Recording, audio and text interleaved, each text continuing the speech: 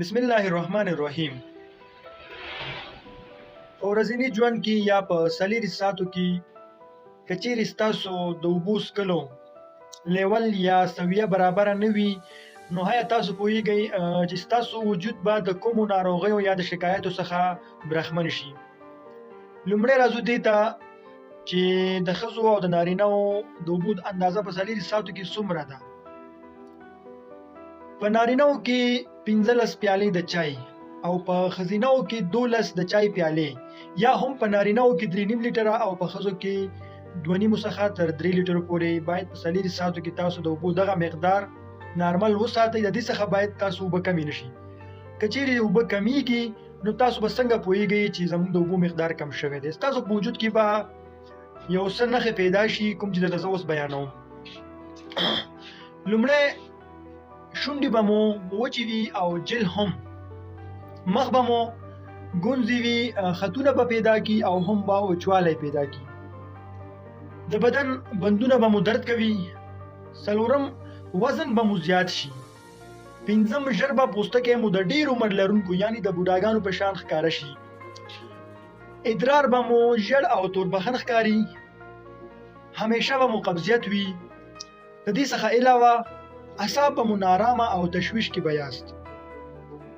نهم، سترګې به مو سوروالی ډیر زیات ولري.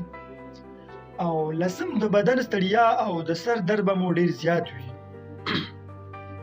دا هغه شکایت او هغه ناروغۍ دي کوم چې د اوبو د کموالي د لاسه ستاسو په وجود کې رامنځته کیږي. دوستانو، تاسو کوشش وکړئ که جمع وي که هغه اوړی وي، د ګرمۍ موسم وي، تاسو باید د خپل د اوبو لیول برابر وساتئ. په څلورو ساعتو کې باید تاسو ذکر شوی مقدار پوره کړئ. که چیرې تاسو دا پوره نه کړئ، ستاسو چې د کم بدن ارګین دي، کمې عضوې دي ستاسو د بدن، یعنی ګردې شولې، کډني شول، سټامک شو، معده شوله، جګر شو، دا به د وخت نه مخکې به دا غیر فعال شي، دا به کار پرېږدي. دوستانو، وجود خو ډېر لوی نعمت دی د الله پاک له طرفه موږ ته راکړل شوی دی. اوبو په واسطه ستاسو ګردې ډېرې صحتمندې وي.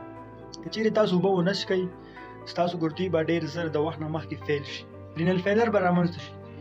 ګردې مو چې فیل شي دوستانو، د وجود کې چې کومه وینه ده هغه به پاکه نه شي. که هغه چېرته پاکه نه شي نو تاسو به بیا ځئ او د وینه پاکولو دپاره به ځئ، بیا به تاسو ډایالایزیشن کوئ. نو دوستانو، یو ډایلایز چې دی، یو ځل چې تاسو خپلې ګردې په ماشین باندې صفا کوئ نو تقریبا په یوه ګنټه کې تاسو نه 15,000 روپۍ اخلي. ډېرې غټې روپۍ دي.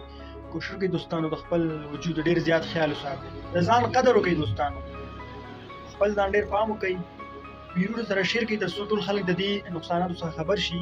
په الله مو سپارم. خپل ځان ډېر پام کوئ. د الله په امان.